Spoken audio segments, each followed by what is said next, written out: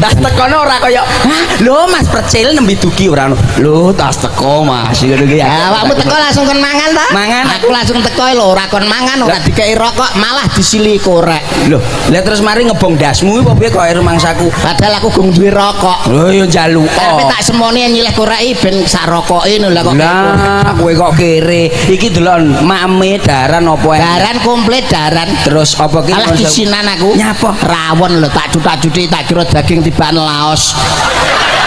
Ya, kriknan. Mbok terus nih ya. Yo tak terus nih ususku panunen kok. Lah wong usus panunen kok diterusno apa ya nek panunen terus mangan laos. Karepku bendang mari ngono lho. Oh iya iya iya iya. Nek mangan apa? Mangan apa? Rawon lho. Rawon.